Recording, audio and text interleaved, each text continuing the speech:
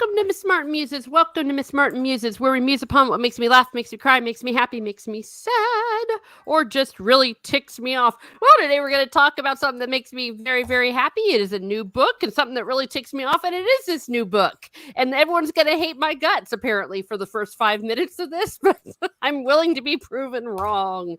As always, here at Miss Martin Muses, it is great to have Princess or Queen Rennie now from her particular undisclosed location. Hey, Teresa, how's it going this morning? Hey, Steve. Yeah, it's going good. Going good. It was foggy, but it's still at the beach, so I don't care. Oh, that's right. It rained this morning in my area, and it's really nice outside. Ooh. It's nice and cool. So the hair's nice and cool, but is it going to mess up your hair, though? That's the most important question. Girl, every time, but you know what?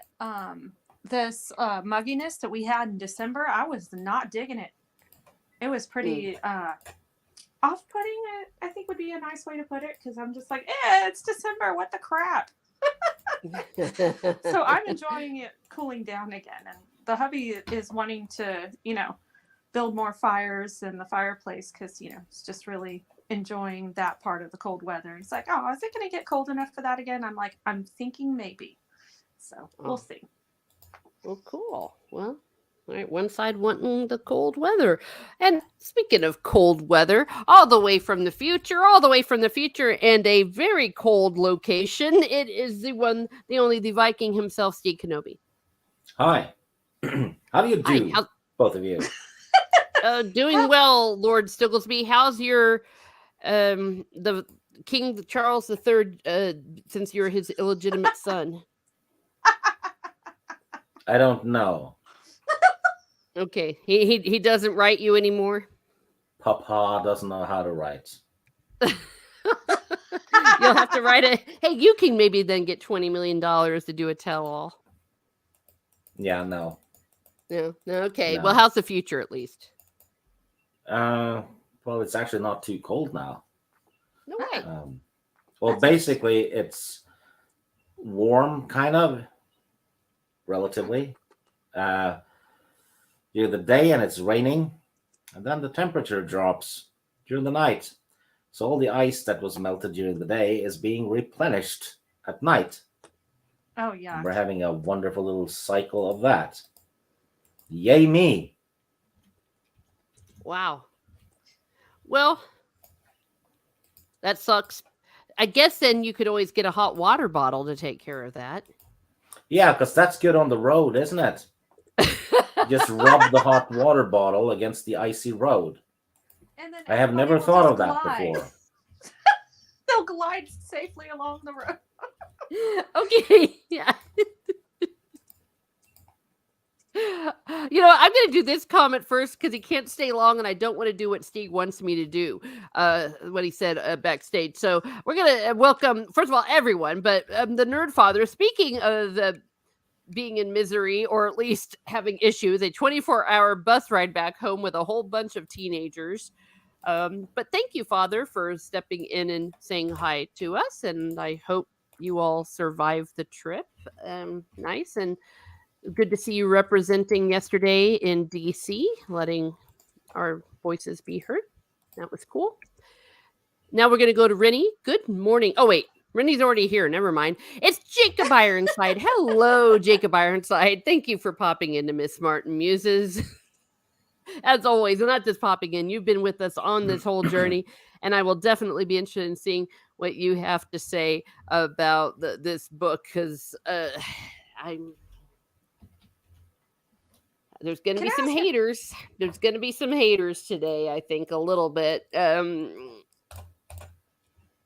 have a question. Steve's saying something that I'm refusing to say aloud.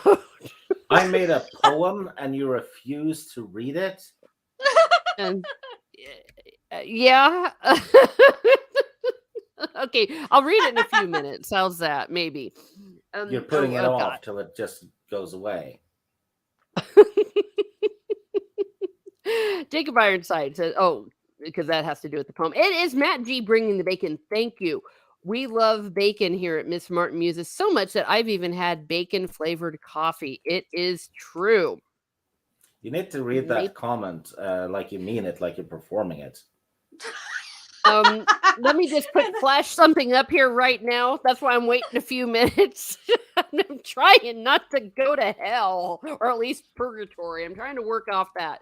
All right. Matt, thank you, Matt G, for bringing the bacon. So you guys, I have a question or just verification. Jacob is reading these books because we were reading the books, right? He's doing what he was told. Yes. Okay. Yeah, that's pretty awesome having that audience participation, because I know we had some people come in that have already read these books. I thought that was interesting, but I thought Jacob said that he was reading it with us. So that's really cool, Jacob. Yeah. Yeah. Yes. Jacob has been with us the whole time, and that's what I'm hoping to get. And I have heard some people say that they've gone back and listened to some of the playlists because they started reading the books, but a few years after the fact. But it's been amazing, Jacob, and it's always been fun because, except in the case of the first one, he picked it up and read the whole thing, so he couldn't put it down. But yes, everything that you just said, and it's Black Pilled Timon. I am completely team Black Pilled Timon. Flip, I am on your side. Please ensure you're sharing the stream. Yes, please. Yeah. No, it's amazing. Oh, there we go. Jacob side says, right, I'm a good boy. And he has a picture of a dog. Yes, you are. No, I think it's great. Also, Jacob, please feel free to share your channel. I'm going to be appearing on his channel this Tuesday night for the Close Encounters of the Third Kind. Looking forward to that. And then The Princess Bride. Okay, nice. I think it's safe. America's Ass is going to be on it too. JT Gunn, that's my nickname for him. I guess I need to clarify that. I have his permission and he's not offended. Eeny, meeny, miny, mo. I wonder... I guess I'm 11 years old. I wonder where the rubber glove will go. Actually, you know where it's going to go? It's going to go under the sink, because that's where I have rubber gloves. When you wash, like, the sink. That's what you call it. I nominate Jacob for the rubber glove. Jacob Ironside says, I'm using the wish song on you, Stieg. That glove is all yours. And just as that happened, my mom and dad just passed on the balcony and waved at me. I'm like, it's like, well, they're too far away to read. My mom can't read anyways. So, hello, Teresa. Okay, yes. Oh my gosh. And then Rennie is... with Jake. Just after she said all those nice things about you too, Jacob. My gosh. Rennie? Well, that's because he's our buddy. You know, we can play around with him like that because he's one of us and reading the book with us. So we got to make him part of the team, right? Yes. There we go. Yeah. If he knows us, that means we can bully him. Oh, dear. Oh, God. I would like to say I do not wish to use the B word on anyone. Yeah. Steve, quit applying log. Well, no, it's not logic. Logic. Oh no, Black Pilled Simone Flip says, Miss Smart Muses, I see the light at the end of the tunnel, and it's a friggin' dream. Well, on your behalf, I have been doing some devotions to Saint Athanasius, the patron saint of meteors. It makes me happy. What can I say? You got to have some humor and some dark humor. But remember, just come up and live in Texas with us, at least where I live. And I don't know where Rennie lives because she lives up near some of those bigger cities. But we're still kind of sane where I live. Rennie, though, you'll have to go visit Rennie to learn how to shoot a gun, though. I don't touch guns. Apparently... Alec Baldwin should have taken a lesson from me. Not a good idea. But even I know you don't point a gun, loaded or unloaded, at another human being. That's basic. Imagine, the director going, okay, shoot. And then Baldwin goes, okay then. What?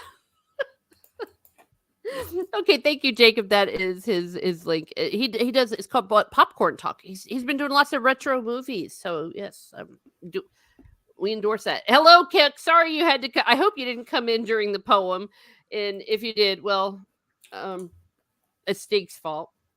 Actually, one of these days, I guess I could say no to Steek. Damn it, it's my channel. I don't have to read everything he tells me to. Well, I put a lot of effort into the comment on your channel. Oh, now he's doing the guilt trick. Go make me some Earl Grey, Lord Stigglesby. No. Yeah. Go get your bastard half brother to make me some tea. Harry, no, actually, I wouldn't take anything from Harry. He probably has a microphone in it. Well, you don't know where it's been, or rather, you do know where it's been. That's how he caught frostbite, right? That's what Just happens don't when you accept have any face cream from him. Oh, hey, Diana, I would be completely on her side for wherever she is in the afterlife if she arranged for a nice thunderbolt. That was really rude of him to do to his dead mother. He fucked his mom's face cream. Me. I'm sitting there trying to be. He put it on his pee-pee. We don't know that he technically.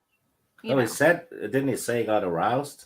Yes, but Well, What? No, technically, he did not use that word. He said he was thinking of her, and then he put it where I would never put my hand on his todger, as he says.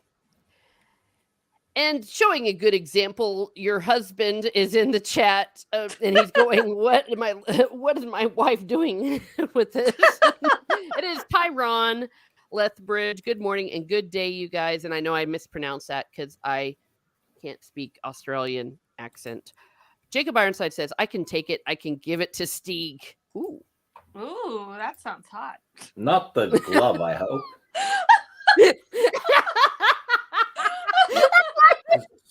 Because that just wouldn't be cool. Thank you, Keck. Oh my gosh, Elle.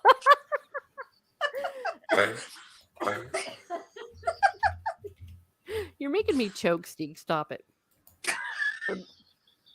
What's wrong with you? I happen to like Jacob, but not that much.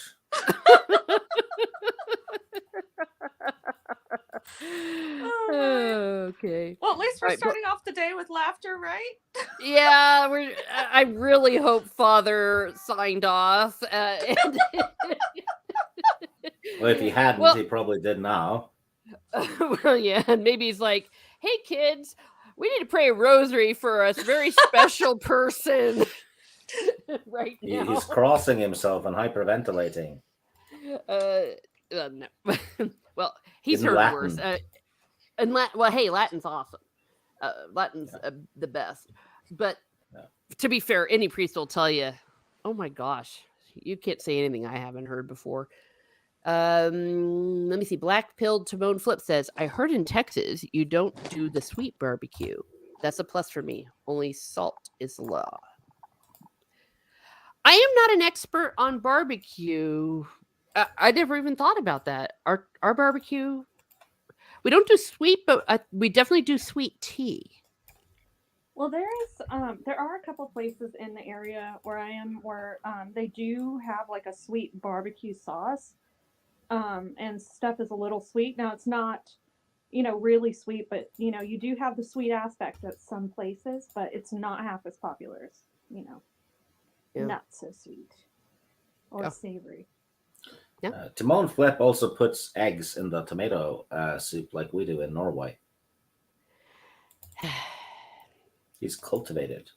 I had even said I was going to try it for Advent penance, and I didn't.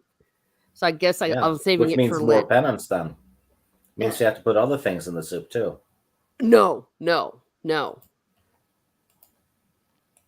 I'll do eggs in Lent.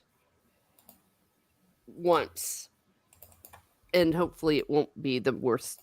I don't know. I don't know. It's not bad. Yeah. Well, it seems like Timon is kind of on the same wavelength as you. If I ever go to Texas, I'll share some Brazilian recipes. I'm quite handy in the kitchen. Huh? There we are. Yeah, well, Brazilian food is awesome, by the way. Tyron says, I can't eat salt, minimum sodium diet, but they even put super salty butter on steamed veg FFS. Yes, that is true. Yes, That is they, true. they put salt in everything. Yeah. At least in restaurants here, it's nuts. Wait, what on earth? Eggs? Oh. Well, you've told me this, Steve, too, and I don't. Okay, Timon says eggs and hot dogs in soup are amazing. Yeah, hot dog slices. Not necessarily in tomato soup, but in meat and vegetable soups and stuff. Yeah. Jacob Ironside says black pilled Timon, yum. What are you waiting for? Get up to Texas, LOL. Yeah. As long as you don't mind cats. Well, actually, I don't know if Jacob has cats, but I know Rennie does. And We're not you, still yeah. talking about food, are we? No, No. talking about if he were to come up and cook for us. Oh wait, it did make it sound like no, we don't eat cat. My cats have friggin' My Pillow cat beds. That's how spoiled they are. Yeah, Yeah. maybe Rennie, that's why the cats are psycho. They are, but if you can earn a cat's love and trust, then that is, that shows you're a worthy human being. Damn right. Blackbone Timon says, I'm working on it. Okay. And Weenie Soup. Gosh, we're very mature here on Miss Martin Music. Well, have you ever been to a place or like had like an event at your job where like they're like, oh, we'll do hot dogs for everyone, or and you just see like a bunch of hot dogs and water and it just becomes like weenie soup. That's what I picture, and I'm like, Ew. Oh, that's gross. Oh, don't even. All right, yeah. All right, now that we've scared a lot of people away, let's see if I lost any more subs. No, I haven't. At least so as far as I can tell. Yeah, so I guess that's a plus. But here we go with we're gonna jump into the book. Oh, sorry. Jacob just distracted me. All right, one more comment. Anti-cat comment. I've only had outside cats. Okay. Well, I guess if we're starving to death and we have the apocalypse. Yeah, because after the meteor that Timon's been praying to St. Athanasius to send us, we're going to need to eat our cats if we're still alive. But we have the Wishsong of Shannara, the third book, and the final book that we're going to be doing together on this stream of Shannara, rather. It is something I have some opinions on, and I just want to open up the floor to Rennie first to give some general thoughts about these first 6 chapters. It's kind of tough, right? With these books, you get used to characters, and then you start the next book, and there's a time jump, and then you have to get used to new characters, and that's what this is like. But I think this book did a better job of having a little bit of familiarity at the beginning. And so that was nice. And then, it does start off a little bit slow, a little bit differently, but I don't know. I have the feeling that this is going to be a very enjoyable book. I could be wrong, but there are some characters that I think we're not like, they're going to do, I'm trying to think of a nice or a good way to say this, but they're going to, before the Ryan Johnson thing happened, subvert our expectations and really mix things up. So I am really excited about that and looking forward to seeing what's possibly going to happen with some of these people. But I think when you read the hints here and there, there's some interesting things that might just happen. So yeah, I don't know. I'm thoroughly enjoying it so far, but we shall see. How about you, Steve? Well, the book is just refreshing my memory in a sense. I have read book 1 and 2 more than 3, so I remember the very basics, like memorable Hmm. scenes and who was in it and stuff like that. Uh, but the first chapters are kind of like the first chapters of all of the other 2 books as well. We're in the intro phase, you know. Okay. Yeah. We've been told what the plot is, what has to be done, and most of the, well, not really. Well, half the cast has shown up already. Okay. But like what Rennie said, though, it's this one is more familiar than book 2 was to book 1, right? Hmm. It's because the time skip is shorter, I think. Yeah. I also found that it was nice to know the names and all that, and really all we had to do is get used to the characters and the new kind of magic they're talking about. Yeah. There, as you've said and she said, and there I've said something nice about the book. But we'll see. We'll see. I've been told that I'm going to change my mind after the next set of chapters. Oh, a Black Pill Timon is writing a holy card to Saint Athanasius. Come, O mighty meteor, and hard reset this sinful planet. And Timon says we're going to be okay because the WEF is meeting right now to discuss the newest iteration of the Great Reset. Everything will be fine. Yeah. But, well, maybe we need some wish song, right? To imagine. You see, I could see. We're going to get into this in some of the details of these chapters. It reminded me a little bit of being like a Disney princess, where you could just start singing and crap would get done. Yeah, I thought of that, and I also thought of that scene in Shrek where Fiona sings to the bird and explodes it. So, so I kind of thought of those 2 things, to be honest. That's pretty cool. I've been dreaming of a true love's kiss. I love that movie. I didn't watch the sequel though because I didn't want my good memories to turn bad. It might have been good, I don't know, but I didn't want to watch it. Why take the chance nowadays, right? I don't blame Mhm. you. Yeah, unless I hear from some more than 2 reliable sources, screw them. Hey, Yeah. we got some new characters. Bryn Omsford. That is it's like I know that last name, but not that first name. So he is one of our new characters. He Well, is she. oh I she. was gonna say, I think Bryn's a girl. I just misgendered her. I'm sorry. I'm so sexist. I automatically called her a man. Well, hey, no. You guys are the bigots. How do you know that she's not really a he and that she identifies secretly as a man? Because the book said so. The book Okay, fine. identified her pronouns.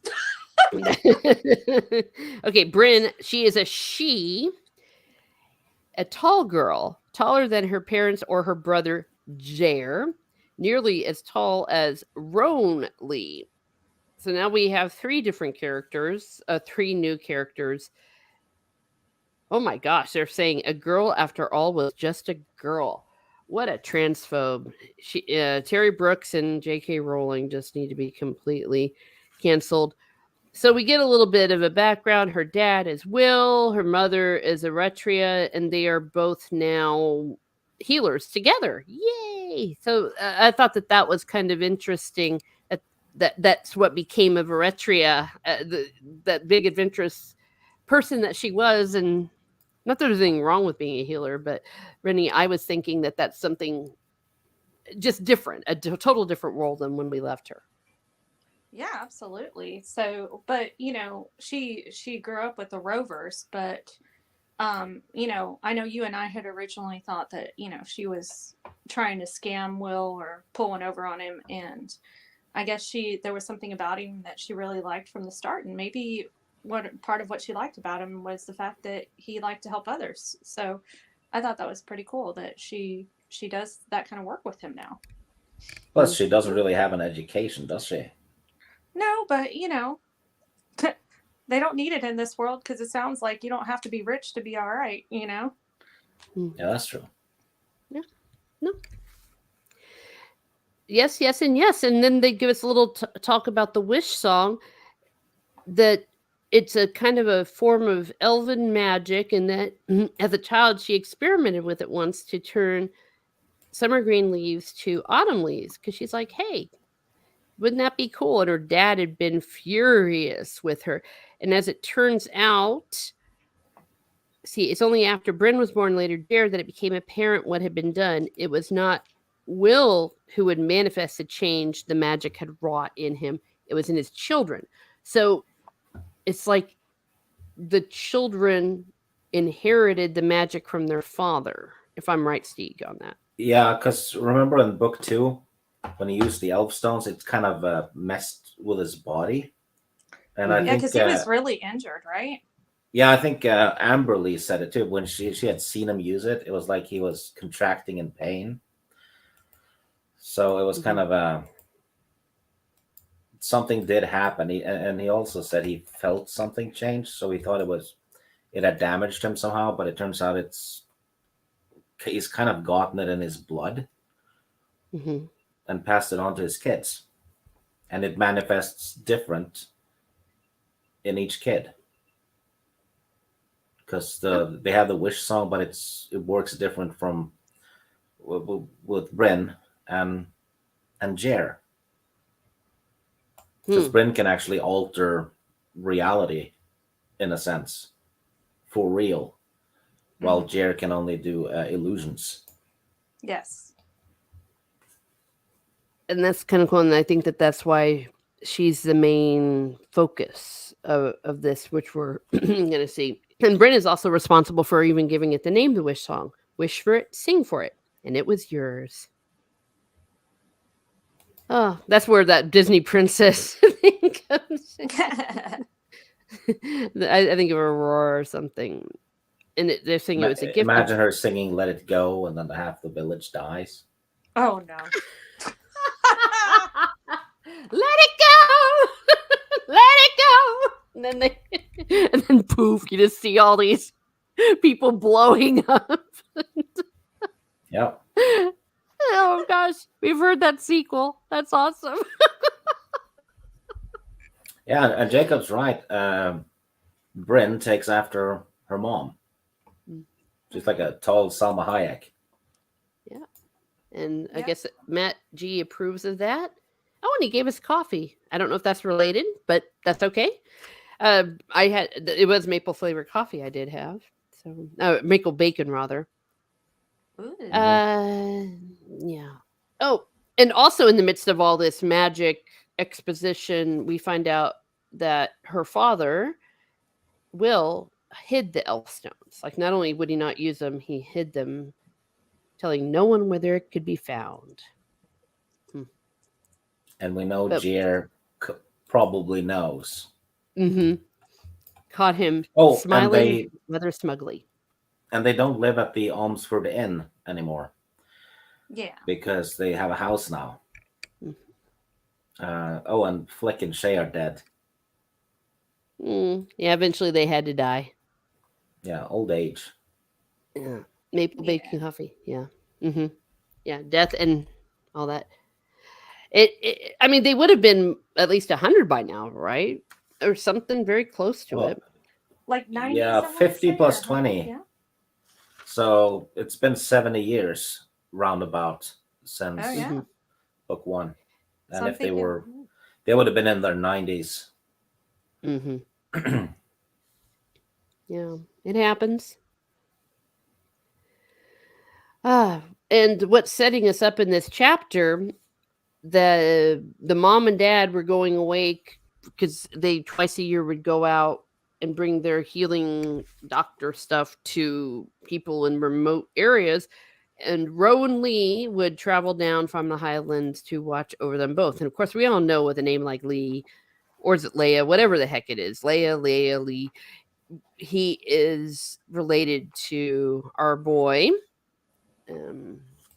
Minion, who we learn later was his great-great-grandfather, and he has the sword of is it Leia? Sword of Leia strapped crosswise to his back. So he was able to keep it, and I thought that was really cool. Yeah, and he kind of wants to be like him too, in a sense, which is why he's carrying around the sword. And Roan is also the youngest son Mhm. of the current generation. Yes. And unlike Yeah. some people, he doesn't write a book bitching about it. He's proud of it, and Yeah. he's pretty. People are judging my coffee taste. Try it; it's good.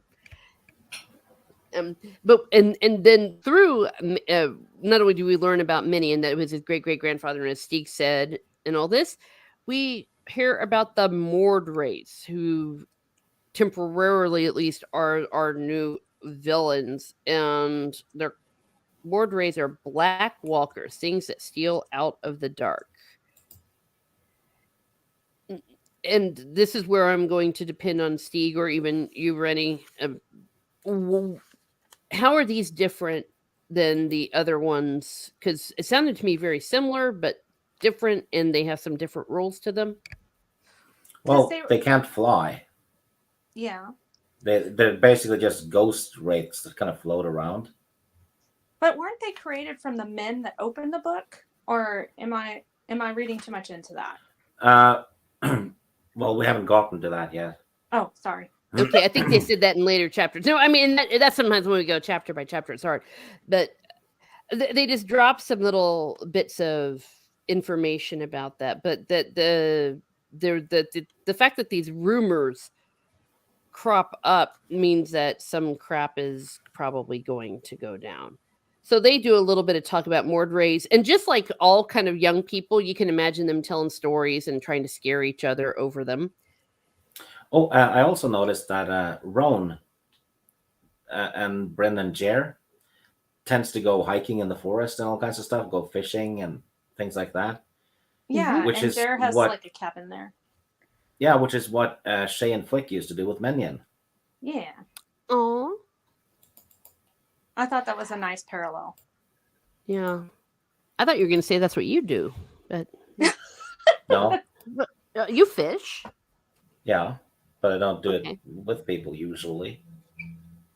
Oh, because we're all hermits here, Yeah, except for Rennie. I But do it alone while hating people. I figured you went yeah, out and chased down Snortopoopas from time to time. that's And fed him true. fish. Yeah. Toss some salmon at him now and then. Club some baby seals together. Oh wait, that's terrible. Oh my gosh. Wow. Stereotypical I, much? well, I'm sure that's what polar bears do. I mean, that's not a Yeah, polar. he's from Norway. He uses a chainsaw on a whale.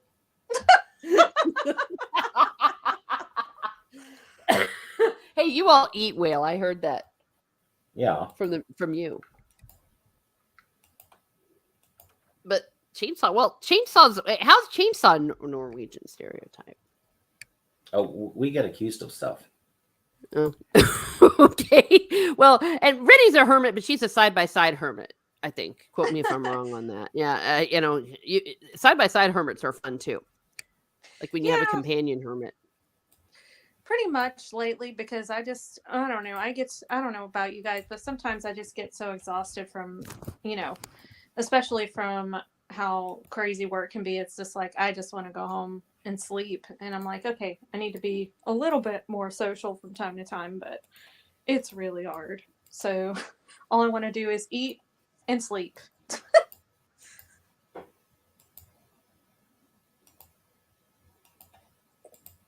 I just realized I was muted. I was yapping away. Oh my gosh. Yes, and all of that, what she just said. And someone who is half hermit too, but always randomly shows up in the first chapter is Alanon. This, I think, chapter 2 was a chapter that really ticked me off. It was the really ticked me off part of my introduction. It was basically, oh, him again. Yeah, and it happened just the same way. It's like, oh, there's some stranger. I'm like, it's gonna be Al-Anon, and he's gonna come and say there's some crisis, and there's only one thing that can save it, and it's you. And I know you don't want to do it, but you're just gonna do it anyways. Was I right or Yes, was I wrong? Yes. No, you're completely Okay. right. right. But I feel like the interaction with him was different. Like the last couple of times, it was like, pretty much like, well, what do you need me for? And this time it's like, well, what if I don't want to go? And I'm like, damn. Also, this time, Al-Anon had tried to fix it himself Yeah, first. yeah, that's true. Okay. Yeah. But At yeah, least I you was tried. I was cracking up Well, that's a at little the, personal. I know. I was cracking up at the blatant zero F's to give from Will's kids. That was cracking me up. I was Mhm. like, you go, dudes. You let them know how you feel. And then Roan as well. That was pretty good. Yeah. Well, and I guess I Roan gotta give. almost hates him, Mm. really, because Yeah. Roan does not like him. He kind of almost went on a smear campaign as soon as the guy left. I'm gonna go on Twitter and say mean things about him. I'll show the DMs. Damn right. I'll show the contract. Oh, whoops. Mr. Brown Alliance. Hello, evening. Yes, you're also from the future. Let me know how the British future is. Um, How is King I got. Charles? Sorry, Teresa. Wait, who's King Charles? I said, Mr. how Brown is is King the. Charles?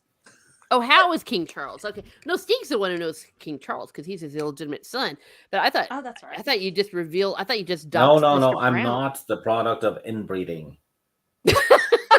That's a, just because it happens in the south of America doesn't mean it's common everywhere else.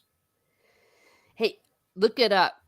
There are many southern states where marrying your cousins isn't legal, but guess where it is?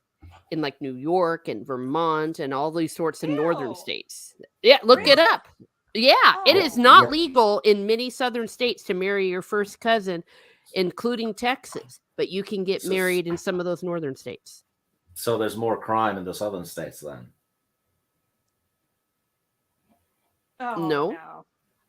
Wait. I don't He's understand. saying Wait. because people are breaking the law and marrying their cousins. Mhm. Oh. I thought that was a perfectly fine stab at a group of people in another country. but we don't marry our cousins. That's the point. No, I Mm-mm. don't marry them. No. Oh. Hey, this isn't the Godfather Part 3. Oh. He's your first cousin. So I love him first. Yeah. It's like, wait, what? Okay. But It's my first cousin. But that's wrong because I did the other cousin way before him. What the hell? but there is no cousins stuff going on in this book. But I do like the way I guess even maybe Terry Brooks said, okay, I'm going to do the same daggone thing I did in the last book, so I'm just going to have them spit it out. They're like, what do you want from me, Bryness? Because I have needed the wish song. There, the end. Skip the rest of the chapter. and he says, your father will not this time forgive me, I'm afraid. And then, of course, oh, what am I doing here? I guess I'll have a cup of coffee and explain some exposition. Actually, I added the coffee part, but he just randomly goes into exposition mode. Before the dawn of the race of man, there was a book from those long, long times ago. It was a book of dark magic. Elves managed to seize it, and then it disappeared. And then the Great Wars wiped out the old world. For 2,000 years, the existence of man was reduced to its most primitive level. Hey, that must be our time. And then it was uncovered by Brona, the warlock lord. And blah, blah, blah. Apparently, it's the wish song that can defeat this thing. It's I basically think. kept in basically a cult that kind of Mhm. worshipped Brona. They found the book and they took it east, and it's kind of sealed in magic, and Alanana tried to get through that barrier basically to destroy the book, but he couldn't get through. And then the Mord Wraiths, which is what's left of the cult, I think, they've been, you know, fucked up by the evil. They started chasing him. So they're actually chasing him in this book. They're not chasing Bryn and Jer as far as we know. Hmm. Okay. Yeah, and thank you for that. Yeah, it's like a cult, and the Mord race is what the gnomes call them, and then the gnomes work for them, kind of like the way they worked for the other one. Yeah. Yeah. And it Yeah. says the book is the source of the Mord race power. Destroy the book, and the power is lost. And then a border war also broke out between the gnomes and the dwarves. And yeah, understand the dark wood lives, breathes, woods, think, and I was able to escape, as Steve said. But the real threat to them is the wish song. But the wish song is just a toy and it's harmless. And he's like, harmless, harmless. And so, just like with Will, obviously he knows that the wish song is bad. And he's saying it can subvert the dark magic. And Roan comes and kind of stands up to him. That reminded me of when Minion did that. Yeah, he sounds a lot like his great grandfather, and I think that's part of the reason why it's easy to relate to him. Mm-hmm. Yes. And how can the wish song be used to change an evil as great as this forest that guards the? Is it Ildach? Edach? Yeah, Ildach. Ildach. Thank you. I will teach you. It's like fine, you know. So they argue a lot, and then I don't think much else happens. And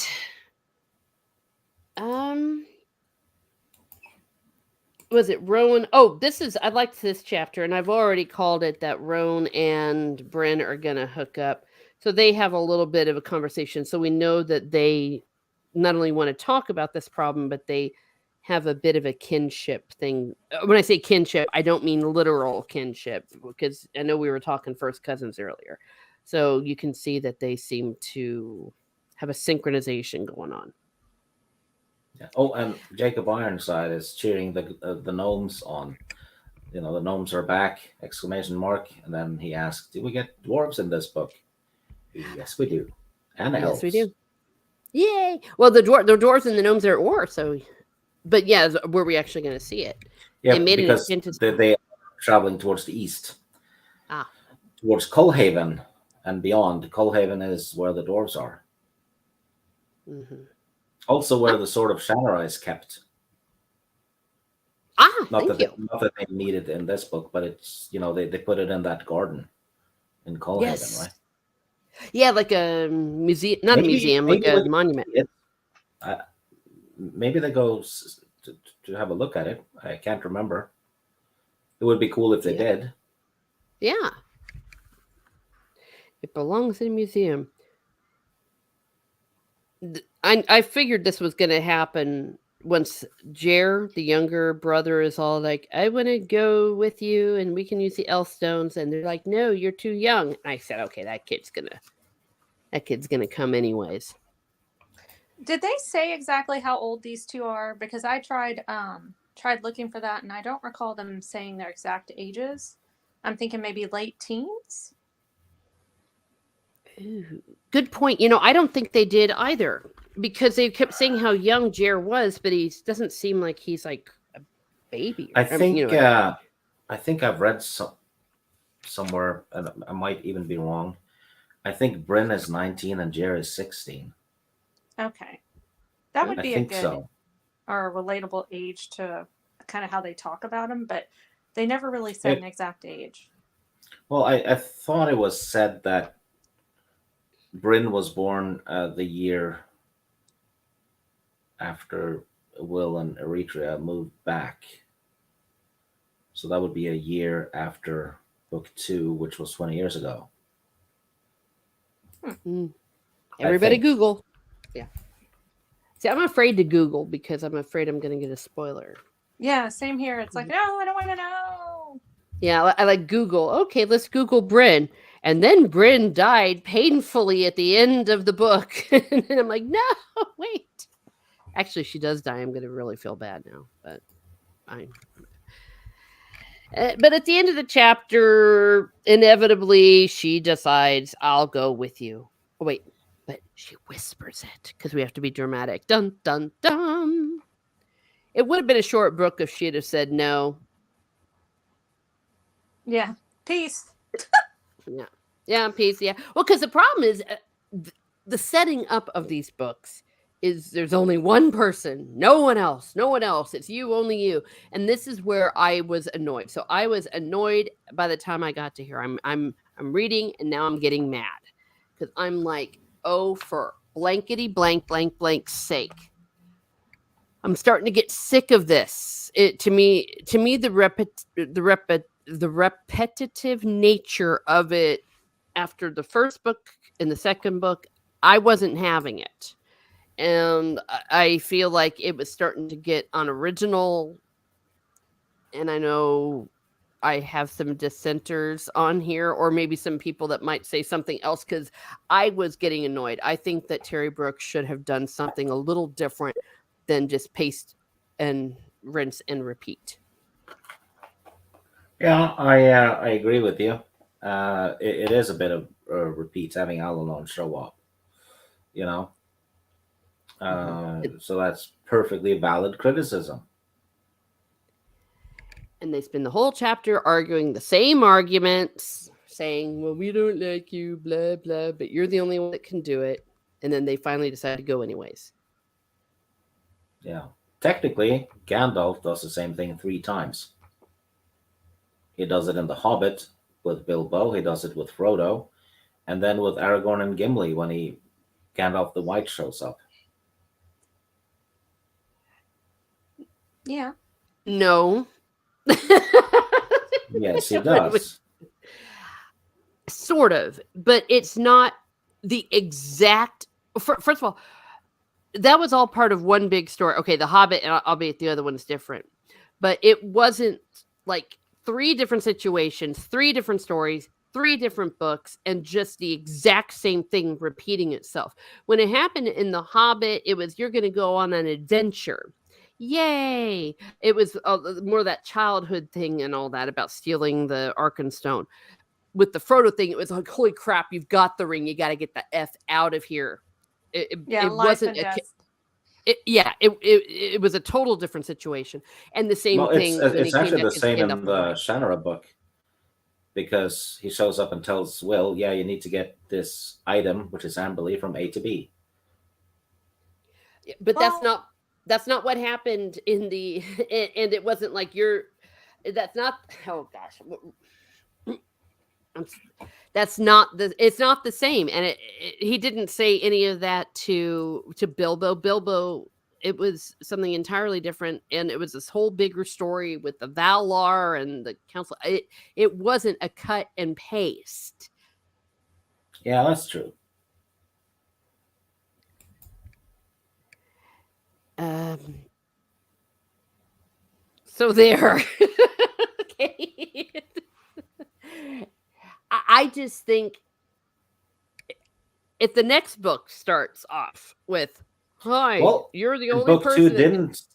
book two didn't really though because he shows up with the elves, and then Alanon he has sensed the tree is dying, and then he leaves to go do research himself. Yes, but the whole premise is here's this new MacGuffin. There's only one person can do it, Oh yeah, and then the one definitely. person. It's Yeah. it's MacGuffin save the world. Yes. I mean, I'm just. In the next series, it's 3 MacGuffins to save the world. You see, there we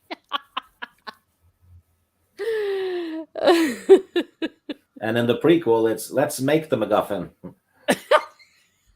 Not kidding. yeah. Okay. But I'm trying to explain to you why I'm reading, and I mean everything that you said and more. Yes, Steve. Here I am at chapter 2 trying to wait, did we finish chapter 3? Yeah, no, we did finishing chapter 2 and that's how I was feeling.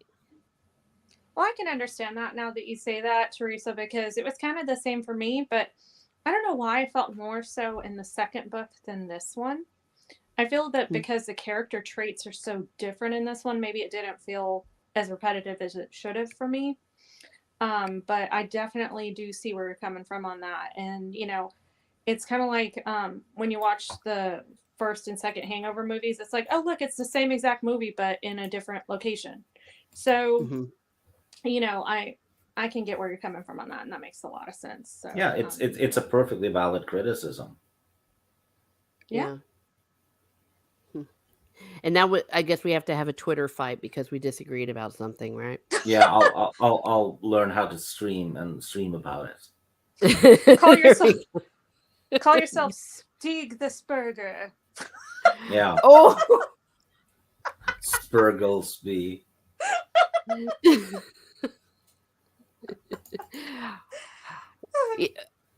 You mean like grown-ups can disagree about a book and not turn And into still get 3-year-olds? along?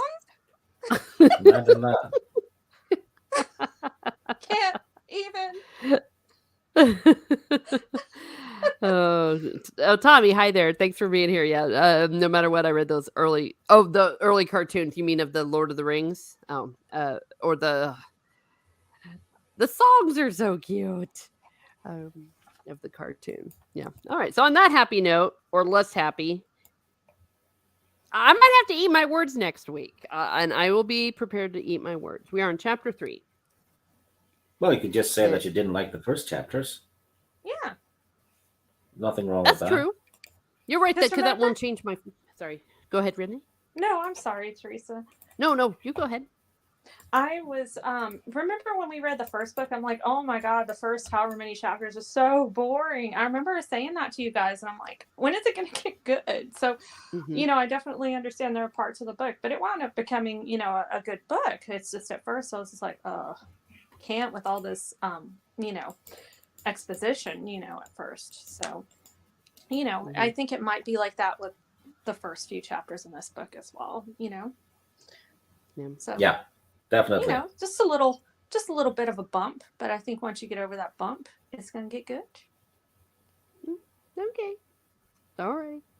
Well, as we go into chapter 3, they go off and leave, but Jer is like, screw them, I'm coming with them. So I guess he was supposed to go to the inn. And so he moved down to the inn, and then he's like, a sudden determination crossed his face is that his father was not going to be happy. In fact, he would possibly insist on going after Bryn, maybe even with the Elven Stones. So that is kind of what spurred Jer to say, "Screw that! I'm going to go get the Elf Stones, and I'm going to go after that." And he's probably right. I think Stieg, he wasn't just pulling that out of his butt. That Will would want to do that. Definitely. Yeah, it wasn't just making an excuse like as a kid. Like, No, this'll it be. actually that actually fit that motivation. Mm-hmm. Because, well, you know how it is. It's a person as you get older. Even if you're really pissed, you're just not going to let your kids take on that burden.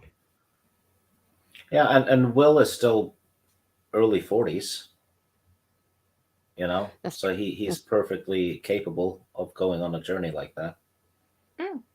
Yeah, because remember, Bilbo and Frodo went out at 50. mm-hmm. Yeah. All right. And so he finished working, for the rest of the day. And then he said trackers fascinated him. Trackers were a special breed of men who could trace the movements of anything that lived simply by studying land and passing through. So he swung out onto the roadside beside the inn, turning into the side entry, grinning broadly as he remembered what it had been like. It was then that he saw the gnome. Dun, dun, dun. The gnome by the home. Yeah. Um. So he had beef stew. Sorry, I had to pause here because holy crud, beef stew at an inn in a medieval setting just had to make me stop and go, beef stew. And he's trying to figure out about this gnome that keeps appearing and disappearing. Yeah, it was basically And stalking him. yeah. And then he finally confronts him. Oh, I saw you, boy. Knew you right away. Halfling features, elf and man. Stay away from me, Jared warned. Stay away from you, the gnome laughed. And what will you do if I don't, halfling? And then he laughed at him, and I don't know. It didn't go well. He's like, well, I seek the druid. And it's like, druid? I don't know any druid. Games in it. Worse for you, boy. Guess we'll have to do this the hard way. And then Jared uses the wish song. And this is the first time we actually see one of the kids actually do it. And it says he gave a low hissing sound, and a mass of snakes appeared, coiled tightly about the gnome's outstretched arms. And I'm like, snakes? Why does it have to be snakes? Yeah. And the gnome howled in dismay, whipping his arms around. It's like, yeah. Jared looked around, found a broken piece of tree limb the size of a bulky walking staff, seized it with both hands, and brought it crashing down over the gnome's head. The gnome grunted and dropped to the earth in a heap. Hey, I saw a video about that, about some dude doing it to some psycho with a knife in Walmart. He took a thing and smashed it over his head. It was one of the best videos I've seen in a long time. And so at this point, it said the gnome was not dead, just unconscious, and he decides that he's going to go. I'm sorry, that more of them would show up because they were going to be seeking the elf stones. So I guess there is a point here that they had to do something, because no matter what, they were going to be coming, et cetera, that they did have the elf stones. So Jerry, see, this is where I'm not sure if I totally messed up. When he got the elven stones, did we actually see him get it, or did I miss something? No, he got them, but there Yeah. was a Mord Wraith in the next room. Okay, Yeah. maybe my notes are effed up here. Okay. So, oh, there it is. Duh, a Mord Wraith. Okay. He quit breathing. A walker here in his home. Now he was really afraid. He didn't think anymore. He simply acted. He moved to the stone hearth that served the kitchen, found like this thing in the end. At the end of the shelf, the stone slipped at his touch, and he found the leather pouch. So we have some excitement going on. So, and he also used the wish song to distract him, I think, right? Because he said he crossed the lawn, the rear door, oh, whatever. But so he gets the elf stone. He hears this guttural voice whispering, and the next instant, Jer was moving back through the still open door, back into the shadows of the flowering bushes. He paused just long enough to see it was a gnome who kept watch within the oaks, who had come to the house, then raced for the cover of the trees. And without a backward glance, Jer Omsford fled into the night. I found what Jer did to be a lot more realistic and a lot more, okay, this isn't exactly what we saw before, than the other people's leaving. Because he was just like, something's going on. We got this gnome stalking me. I have to hit him over the head. I got to get the elf stones, or else my dad's going to try to do something stupid. And then he realizes there's a Mord Wraith. And he gets the stones, and then he F's off. I thought that was well done. Yeah. I thought it was actually. I thought that was similar to the first book, when Flick and Shay leaves during night because there's a skull bearer in town. Ah, true. I will concede the point. And Jer actually escapes the same way too, so it's probably the same forest that they went through. Yeah. So I thought, because both parties were being hunted, right? True. But I don't know. I thought this was cooler though. Yeah. I like Jer. Yeah. Yeah. Yeah, Brittany, what are your what were you gonna say? Yeah, no, I agree with both of you guys. I do feel like, it is very realistic just to freak out, like try to, hurry up and just save your own butt and run and get GTFO, so to speak. So Yeah, it's pretty much what he did. I mean, and especially if he's like a teenager, he's not going to know how to fight these people. I mean, he can try to use whatever he's got available, but I don't think he's courageous enough or confident enough to stand his ground. So him running for dear life and as fast as he can sounds pretty much like what someone who's of that age would do. Mm-hmm. Yeah. And for some reason, I just found the whole thing with the gnome amusing, even though I know that they're dangerous because they work with the Mord race. I But just thought it was kind of. Sorry. did you not find it fascinating? No, I apologize. I'm just being rude today. I'm sorry. You're not being rude. No. You've got 3 people jumping in. It's all good. Well, I thought it was interesting because they made a comment, and I can't remember. I think it was in the second chapter, or maybe it was this chapter, where they said that the gnome was speaking perfectly good, like common language or English or whatever, whereas gnomes don't typically speak the common tongue very well, and this one was very well versed in it. So I thought that was really cool, and so I think that kind of gives him a little bit of, interest already in this story, because it's like, how does he already know the common tongue? He's different, and they kind of give you that idea about him in this chapter. So I'm very fascinated to see character development in this guy when I read this chapter. Yeah. Dang. You rolled a 20, girl. Important gnome.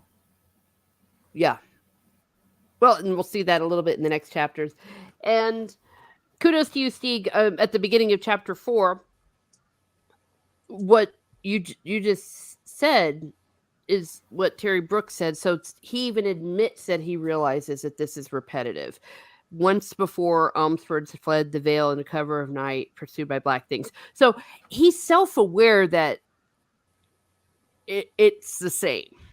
And I guess for that, you've got to give an author props. He's not sitting there trying to gaslight us and say, no, I don't know what you're talking about. It's not the same at all. I've seen him joke about it too. Oh, really?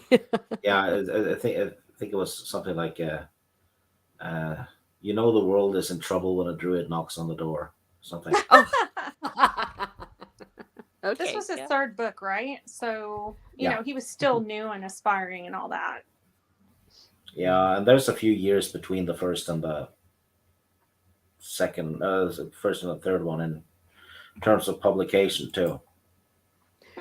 Yeah, because this one was published a lot later than I supposed. It was in the early 90s. This is actually the mutation of what was supposed to be book 2. Book 2 was going to be called The Song of Lorelei, but the editor said, no, this book is shit. You have to write something else. Mm-hmm. So Brooke was pissed because he figured, I just had a bestseller. How could you tell me this, right? And then he was basically told why it didn't work. And Brooks listened, wrote the book we just finished. And then what was left over from the proposed book turned into, the Wishsong. That's cool. Well, good for him. And that's something else. I'm going to editorialize along with that. Any good writer will take advice. When I sent a draft in once to a publisher I'd worked with, and he just goes, I don't want you to do anything, but go straight to Barnes & Noble and buy this book. It's called Write Tight. He said, read that book, revise your essay, then send it back to me. And I was like, and guess what I did? I said, who do you think you are? I know how to write an essay. Don't you know I have this? I think it's perfect just the way it is. And my writing style has worked before. What's your problem, man? No, I went to Barnes & Noble, found the book, because back in the day, that's what you had to do. Read it, and I went, oh, shoot, this is really good advice for tightening up your writing. Because he didn't even get pissy with me and say, this chapter, this sentence, this paragraph. And I read it. I did exactly what it said in the book about tightening up your writing, submitted it, and it's like, boom, and it was published. Yeah. These 3 books were published in 77, 82, and 85. Yeah. So I stand correct. Yeah, I stand corrected. I was going to say that I just corrected my dates. I was off on thinking about another series, but that's just a little bit of an editorial. Yeah. People don't become editors and people don't become publishers without kind of knowing what they're doing.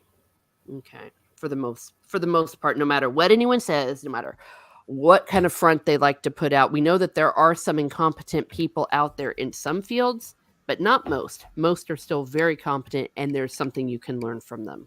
And Terry Brooks, okay, look at this man.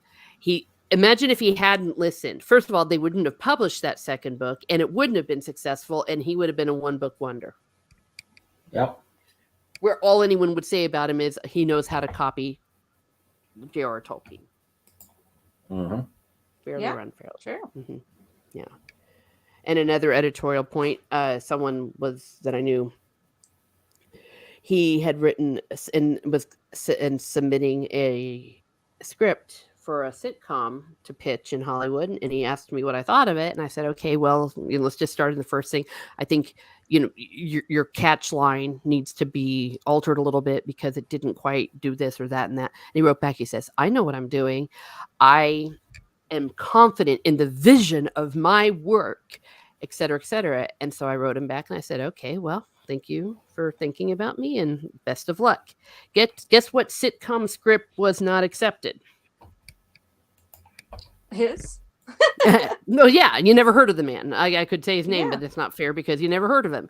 And if he said that to me, I'm sure he said that to other people who he submitted to. Always listen to advice. No one is too perfect to not take advice. Now, at the end of the day, you might reject some of the advice, but you have to listen. So that's why I like what Steve just said about Terry Brooks. That's the difference between a man who's going to be a millionaire and remembered the rest of his life and a loser that's going to sit around and say, why does no one want to buy my books? Yeah. And Timon's bringing the blasphemy. Was God a one-book wonder? Actually, he was, as you should know, a 72-book wonder. If you're one of us, if you're on the Roman side of the river, it's 72. If you're on the other side, it's 66. But either way, I know what you mean, and that was a good one. And I want to make that holy card, by the way. Hit me up. Maybe we need a sequel. What do you think the Book of Revelation is, man? We haven't lived. Well, we've lived part of it. Actually, we lived a great deal of it, but that'll be for a Catholic explaining. A lot of people don't understand the Book of Revelation because they realize it's actually just describing the liturgy. Oh wait, Gnome Punders Incorporated. Did I already say that? But I love that. I want to make a card out of that too. All right, everyone's saying what's up. Now to circle back, that's how the first chapter of chapter 4 goes with this, him acknowledging this repetition. But he does give us a point, a dot to go to, and that is Leah. Or okay, help me out. Is it Leah? Is it Lee? Or is it Leia? It's Leah. I say it Lee in my head, but it's up to you guys how you want to say it. But I say it Lee. I think the audiobooks say Lee. Okay, well then I'm going to call it Lee. I think I've been getting confused about this for all 3 books, but he's going to go to Lee. So at least we know that that's where he is heading. And as he ran, he worked steadily through the veil, blah, blah, blah. And he knew the tracker was there no matter what. So he decided, I'm not even going to try to disguise myself. I'm just going to make a beeline and boom, I'm going to get there as quickly as I can. And I kind of liked these things, even though nothing necessarily happens for a bit. I just like reading details, like, and then he had to have some berries, and he was searching for roots, and I thought that was pretty cool. I don't know. Maybe that's just me. And he's like, maybe we're all wrong. Maybe I might be risking breaking my neck out here for nothing. But of course, if he was wrong, dun, dun, dun. And it gives a little bit of exposition saying that even though Jer and Bryn are different, they're also the same in many ways, etc. I really started to like Jer in this book. I'm sorry, Mhm. rather in this chapter. Well, these last two chapters. Rennie, I mean, how are you feeling about the way Jer is developing here? I I really like Jared so far. Hmm. He's just a child, so at least that's how they make him sound. So I think 16 is probably a pretty good wager guess for that. Hmm. But you know, he's not an adult. He's not really old enough to understand everything that's going on, and I'm pretty sure that Will is as much as he loves his kids, is also fairly protective of them and didn't want to tell them all the gory details and how scary the world can be. So they probably don't know everything. So he's going into a lot of this stuff fairly ignorant. And, when I see the way that, Jer reacts to a lot of stuff, it's like, well, yeah, that probably would have been, how I felt as a teenager. So, Hmm. it's like, I, I don't see what the big deal is about this, or I don't understand why this is happening. And, Hmm. I really appreciate his point of view in a lot of these chapters. So I think I think it's a fair representation of that age. And I also think that poor thing, even though he tries so hard to work with the wish song, that it is only illusion. I think that's kind of unfair, but at the same time, it's if you were that age and you had something like that, you would probably enjoy playing with that power as well. And just think he's an interesting character that we don't know enough about yet, but we know enough about him to want to learn more. Yeah, well said. Yes. Steve, I don't know if you had any thoughts before I moved on to the next point. No, I think Rennie Yeah. Rennie nailed it. Thank you. Yeah, knocked it out of the park. Yes, what she said. And meanwhile, I'm just wanting to go live in this world because I was already talking about the berries and the beef stew. Then we realized that he was seeking a hunting lodge that he had visited before with Roan to, maybe find some food and get some rest, etc., etc. And oh my gosh, when he gets there, it looks like the lock was broken, but no one was there. So he's like, okay, no one's here. Why should they be? Who cares if the lock was broken? And he looks around and it's got wood and leather furniture, shelves of stores and cookingware, an ale bar, and a stone fireplace with little bedrooms off the side. And I'm like, I want to go to this hunting lodge. And it's a feather stuffed bed. And then he was asleep. But he hears some noises, gets up, and then he hears someone behind him going, taking another walk, boy, and he gets his head clocked out and he takes a little nap. He gets knocked out. And this is a proper cliffhanger. So we know that he's been caught in Stieg. I felt like it was obviously going to be the gnome people that had been tracking him, and he was naive maybe to think that it wasn't a big deal that the lock was broken. And he was being he was thinking about how he used to basically play with a tracker, how to avoid being tracked and all. Hmm. Foreshadowing. It's literally happening as he's thinking that he's being tracked. Hmm. Yeah, but understandable because despite everything, as Rennie said, he's still 16.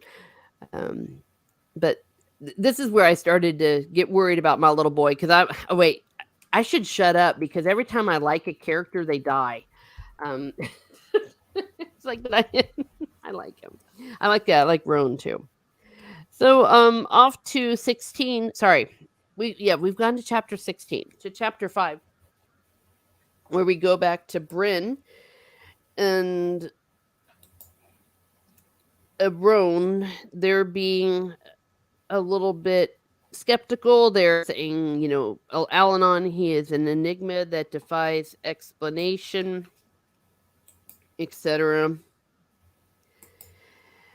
And they start to argue. He's like, tell me how I'm supposed to look at it. And he's like, I don't trust him. And she says, why don't you? And Roan says, because of what he pretends to be, a protector against the warlock lord, bearers of the skull, protector against demons, released from the old world of fairy, and now protector against the Mord race. But always it's with the aid of the Umstford family and their friends. Take note. I know the history too, Bryn. It's always the same. Heirs to the elven house of Shannara and to the magics that belong to us. Those are the Omsfords. First the sword, then the Elfstones, and now this. But somehow things are never quite what they seem, are they? Again, self-awareness, but also using this as a plot point. Yeah. Yeah. So 2 thumbs up, Terry Brooks. Maybe I got too mad at you in chapter 2. Understand, I've only been through these once. So I was very emotional about it. And I was tired and on an airplane. And after an airplane. Before and after and during an airplane. I'm saying the druid comes out of nowhere. Did you turn towards someone, stare at them, and go, fucking Brooks?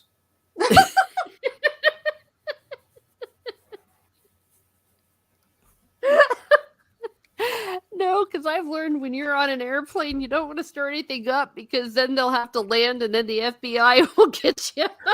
You know what would have been hilarious, though? If you, like, turned towards an old man and said, fucking Brooks, and it turned out it was Terry Brooks. Oh, yes. Oh, come on. The chances of that. Yeah, Hey. that would have been fun, though. That would be fun because you know what? I don't know what he looks like, especially right now. If you were to ask me what he physically looks like, I've just never. He would probably have laughed his ass off, to be honest. Yeah. He does not seem to be any kind of touchy person. No. And that's also what makes a successful author, just saying. Well, most. I mean, yeah, you'll get a few people like Stephen King, but he's also an astronomically out through the roof and through the hemisphere kind of author. He's too big that his assholeness will hurt him. Terry Brooks did something awesome in one of the later books. He has a webmaster called Sean Speakman, and he added a character in the book that was kind of like a seer that could foresee things, and he called him the Speakman. Basically named him after the webmaster. And then killed him off in the next chapter after they found him. the most useless character ever written. He just got grabbed by gnomes and he screamed and died. Oh dear. Yeah. Oh gee. I this just popped into my head after what you said about if I'd have said that and the FBI they had to ground the plane because I was threatening people or something. And it is up on the evening news. Apparently, the character was reading the Wishsong of Shannara and was pissed off because I would have been. I could have become a meme over that for fuck's sake. So the Wishsong of Shannara is anti-women, and then he would have gotten cancelled. Yeah. Well, but not it's repetitive. Fuck him. I'm not entirely sure. I have not seen the Anchorman. Maybe I should. Whoa, you have not? No, I haven't. Well, Will Ferrell. There are certain movies I watch him in, and certain movies I haven't. At your husband Tyrone's advice, I will give it a look. Sweet. Yeah. Yeah, we love him. He's very hit and miss. In my opinion. Like I love him in Elf and Talladega Nights. Love him. So I like him in Step Brothers. Yeah. I don't like him when he plays serious roles. It's just weird to me. So I can't do Will Ferrell playing serious roles. Yeah. And once again, they're cooking food. By the way, they had some hens and they were cooking some chicken and then Roan goes. There's another reason I'm here too. I hope you can understand this. I'm here to prove something to myself. I am a Prince of Lee, but that's just a title. I was born to it, just like my brothers. And this sword, Bryn, it really isn't mine. It's Minion Lee's sword. It's always has been, ever since he carried it in search of the sword of Shannara. I carry it, the Ashbow too, because Minion carried it, and I'd like to be what he was. But I'm not. She's like, you don't know that. That's just the point. I've never done anything to find out of what I could be, and that's partly why I'm here. This is how Minion Well, found out. I mean, a prince respecting the past. Yeah. Yeah, imagine that. Mm-hmm. He's going to change his mind once Bryn starts using the rubber glove on him. Oh dear. Oh no, no. I'm just not even going there. So, anyways, they go to sleep. Neither saw the dark black robed figure who stood in the shadow of the pines just beyond the thing. They did not fool me this time. He did not fool me. We were supposed to think it was one of those Mord race, but no, it was Al-Anon. Yeah, same here. I was like, oh no, you're not playing this one again because we know that's Al-Anon. Mm-hmm. I just Right. thought it was Al-Anon. Yeah. Yeah, but the way he did it, and he even ended a section of the chapter. Neither saw the tall black robe figure who stood in the shadow of the pines. And there's a little bit of exposition where Al-Anon tells them about Bremen and all that, and then Bryn asks, he can see the future, can't he? Will he speak of that? Let's see, who can speak? Wait, maybe Bremen the druid had escaped the massacre, blah, blah, blah. The legendary, Shay Elmsford had gone with Al-Anon into Valley Shale and see the shade of Bremen. That was it. It was a shade of Bremen that can tell the future. And Al-Anon goes, perhaps even so he would reveal only fragments of what's to be. And Roan goes, I don't like it. It's another 3 days or more gone. Because he wants them to go to the Dragon's Teeth. That's where they went in the first book and had that Yeah. little riddle thing that confused me for so long.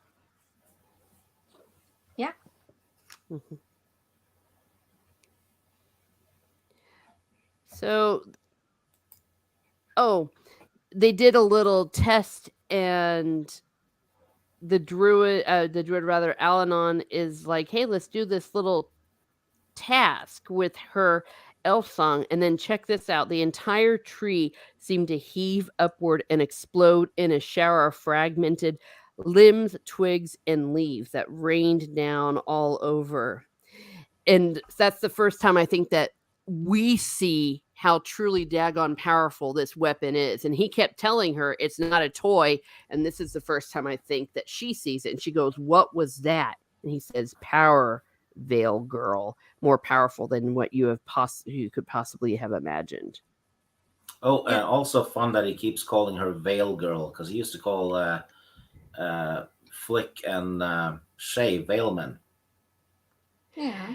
Yeah, that's kinda true. like- Yes, I noticed that. Yeah. I thought it was cute too. And by the way- basically, it's Roan and Bren. They're bickering. Basically, makes them fed up. So he just takes them to the forest and do this, just to basically show them, because they keep doubting him. Well, yeah. I mean, Bryn only knows what she's done with it in the past, and she's like, well, I only use it to turn the leaves and stuff. It's not a big deal. So I don't understand why you need it. And he's like, let me show you exactly what this can do. And I thought that was a pretty cool example. And it's like, oh crap, I didn't realize that I had the power to do this. And I feel like for her, it's like, well, I didn't want to hurt anything. And so she realizes that it can, hurt as well as, heal or change things. So that was a wake up call for her. Yeah, and if she can do it to a tree, she can do it to a person. Yeah. Mm-hmm. Yeah. I was getting a bit annoyed though with Bryn because maybe I've related to it too much, or how a damn teenager doesn't trust you, and you're like, I friggin' lived a lot longer on this earth than you have. Just listen to me and trust me on this one. But they always have to find out for themselves, which I guess I did too back in the day. But it's like, come on. And he gives a little more exposition, just basically explicitly now telling us that they this whole Wishsong thing and what they contain is the magic of the elf stones, but born into a new form in its passage from your father's blood to its own. Just giving us a nice little definition. So thank you, Al-Anon. Um, she goes, "Do you think I Oh, could?" Oh, sorry, Steve. Go ahead. the elf stones. We missed something about that because Jer takes the elf stones and he thinks it might not work for him because it's not given. The elf stones have to be given, right? But Oh, Freely he could, given. Yeah. yeah, freely given. But he thinks since he has pure elf magic in his veins, they might work for him.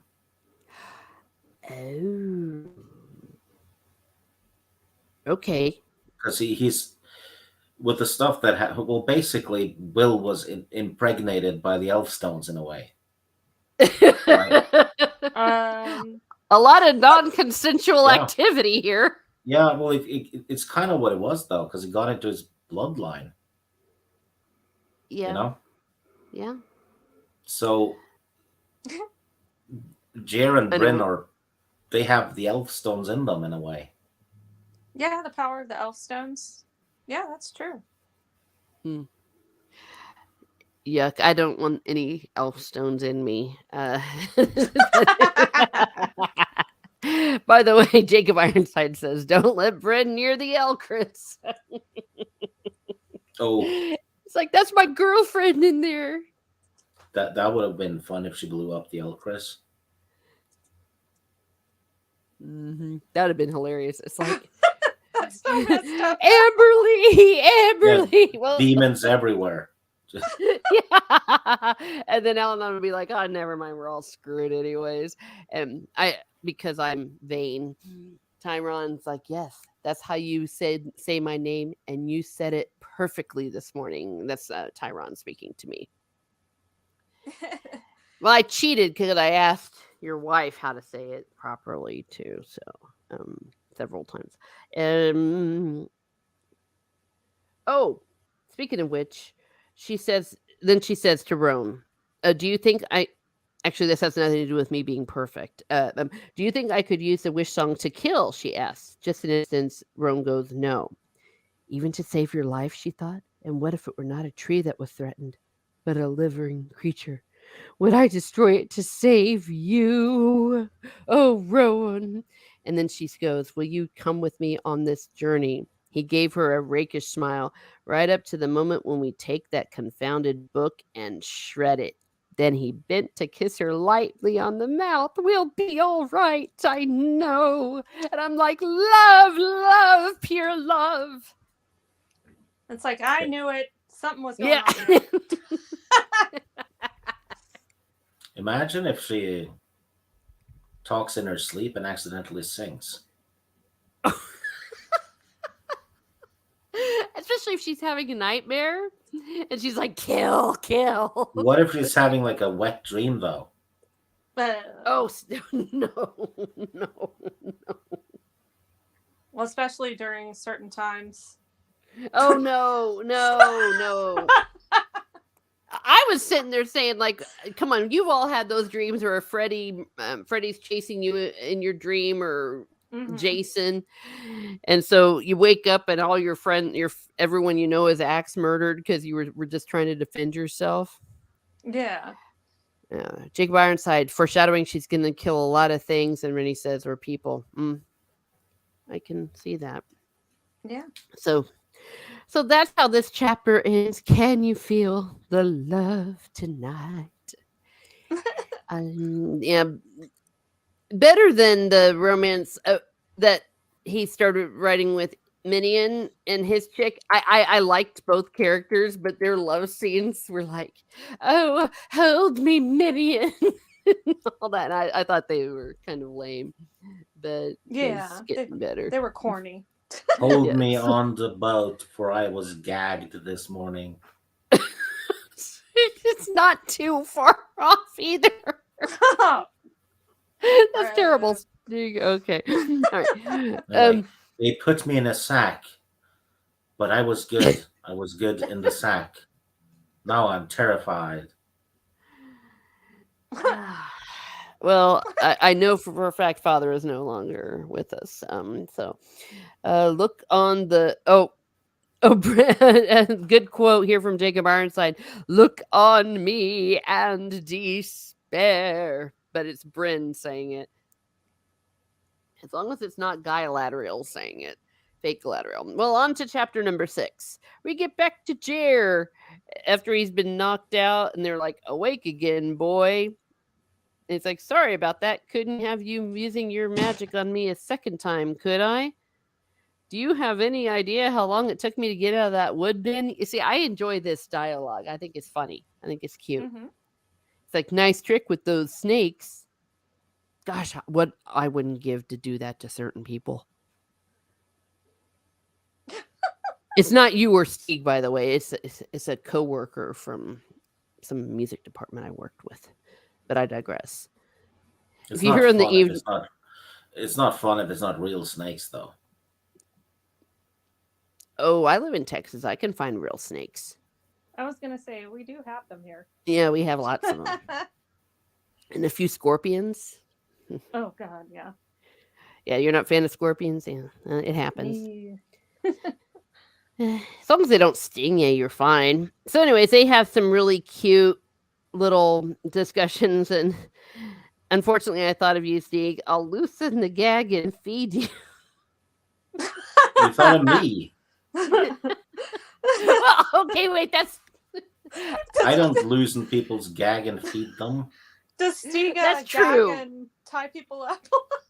I was gonna say that. What it am I came feeding out- them with? That came out wrong. I mean, it sounds like a kind of thing you would do, and when you joke about that kind of stuff, like when you threaten us in Dungeons and Dragons. Oh, I don't threaten. I do it. Did you hear what I did to them last time, Renee? I gave them No. STD. It was an STD curse, so we didn't actually have as we were protesting, we were not being sluts. Okay, it was a curse that gave us an STD that was going to kill us. But that's just a long way of saying that came out wrong. Yeah, thanks for the input. Oh, cheating. All right. So anyway, we finally get the name of the loan. Sorry,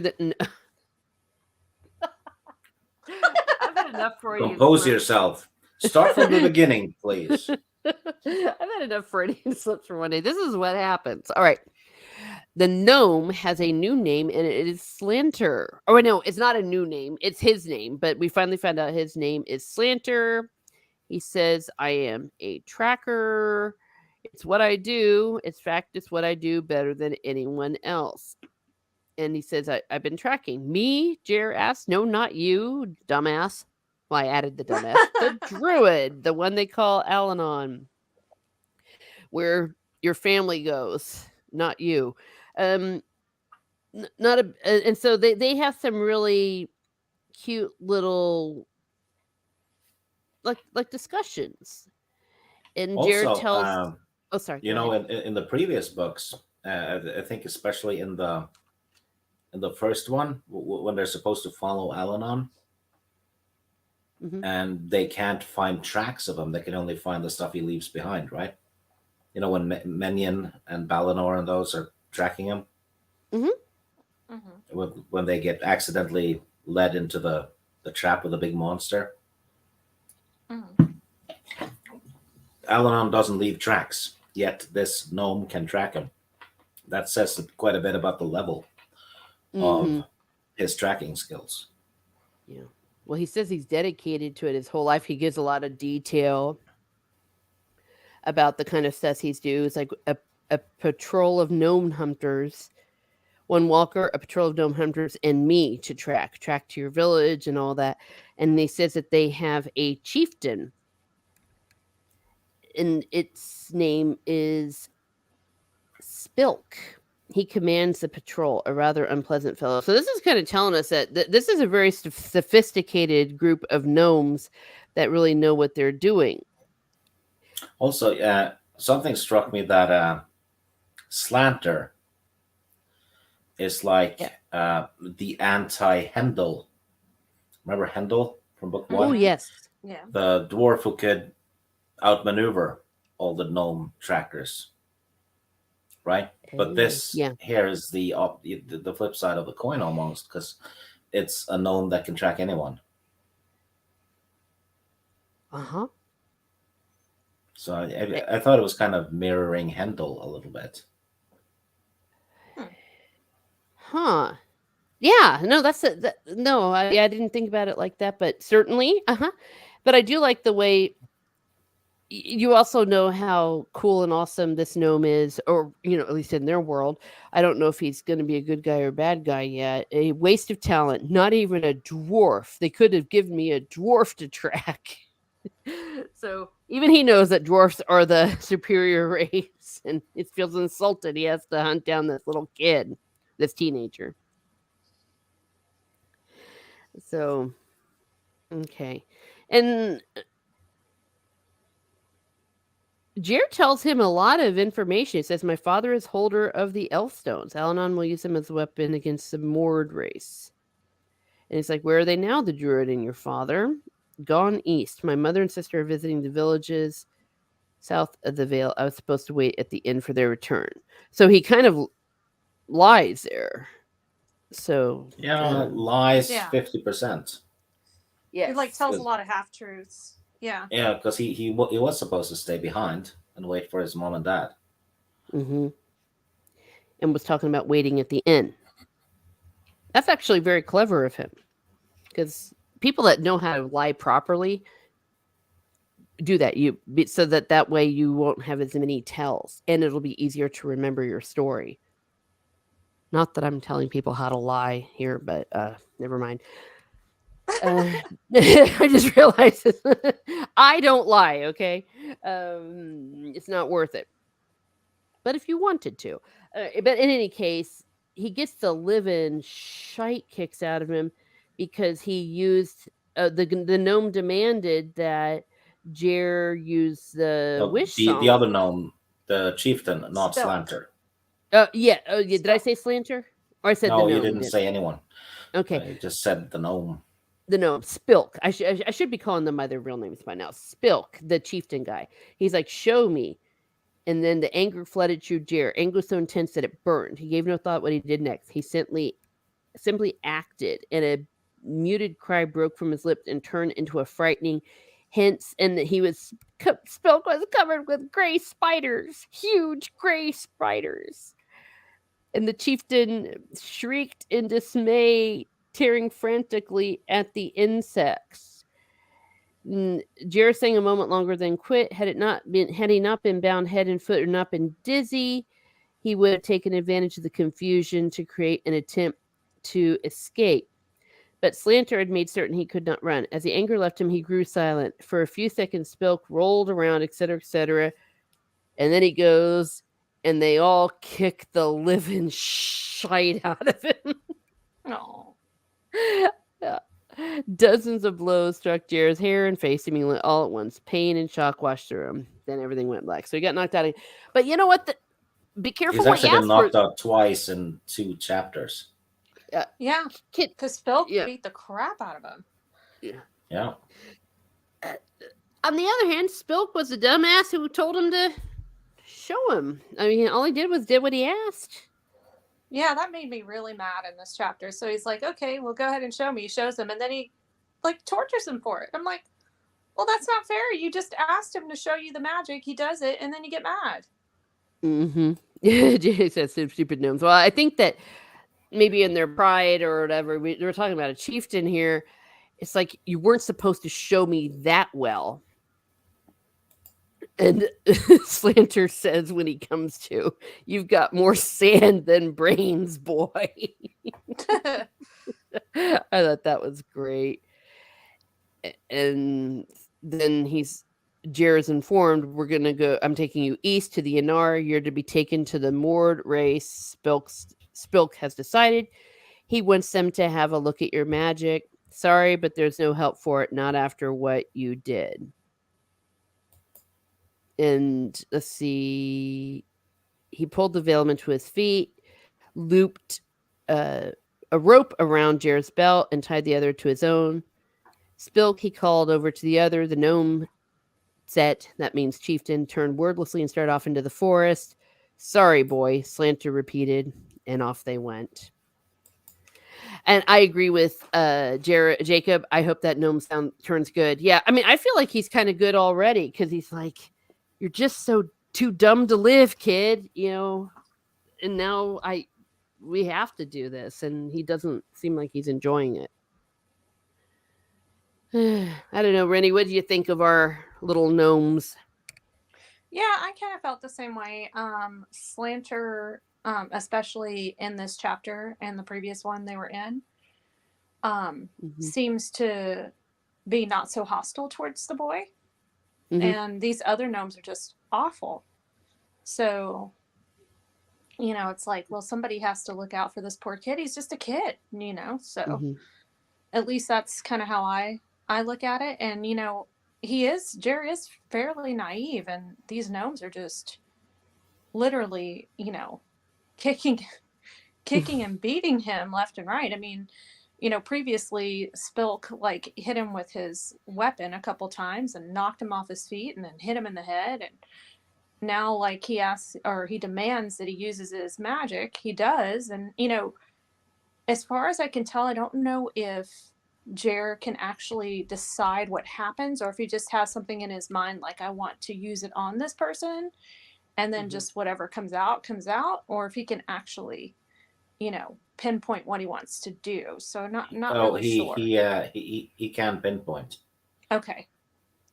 Because that's what I was kind of curious about. I'm like, if he can't really control it that well, then maybe, Spilk was overreacting because out of fear, the magic could have just attacked Spilk because Jer was afraid. So I don't know. That was just kind of my point of view in this chapter. So on that situation. But yeah, so I don't know. It's very interesting. But yeah, Slanter definitely does seem to be a very different type of gnome. But, I think, Steve, when we were talking about him tracking Al-Anon, I think he tracked Al-Anon by scent. I think that's what he said. I can't remember, but that's what I pictured. But yeah, so he smelled the bullshit and followed. Yeah, there you go. Oh, good one. It's time to go have another discussion and get somebody to go on an adventure. Just kidding. He's putting out that scent. So yeah, I'm very curious as to what the future holds, but I do not like Spilk. That's for sure. Yeah. Yeah. Well, and even though, it sucked that they kicked the living shite out of him, I don't know what else he could have done. They could have done. I mean, they didn't know what they were seeing. They didn't know what he might have done next, too. And yeah. For all they know, he just tried to kill the chieftain. Yeah, exactly. Yeah, but he's a naive, like, teenager. Is he really that threatening? I don't know. That's just me. Oh, no. I mean, we know that he's not, but did they know that? I mean, they saw a display of magic that, it didn't matter whether the kid had control over it or not. And that's why, the way I saw it, Spilk was saying, now we have to take you to these places to find it out. He I guess he should have played dumb. I don't know. I don't know what he should have done otherwise. Or Slanter rather said that. Sorry, it's like we have no choice. There's no help for it. They want to find out what's behind your magic. Oh, he needs training. He's like Anakin. He was stuck though. He couldn't not use it or else they'd hurt him. And then when he used it, they hurt him. Yeah, catch 22.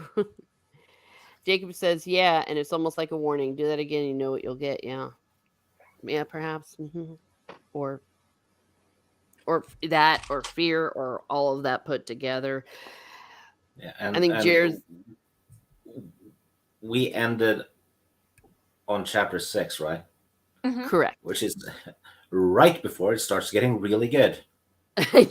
No, I've been judged Yeah, probably no, correctly. it's you're in for good chapters next time, I think. Nice. If I remember it correctly. Well, Rennie skipped ahead of it though. Yeah, after chapter 6, because I was kind of just passing the time. Chapter 7 started getting really good, and then I couldn't put it down for a little bit. So I will concur with Steve. It really starts to get pretty dang good at chapter 7 for Mm. me, anyways. Well, no, that's great to hear. And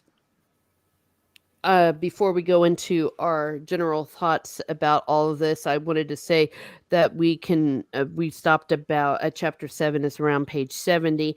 And I figure if we're going to read about 70 pages, that would be up to and including chapter 13 and stopping right before chapter 14 for next time.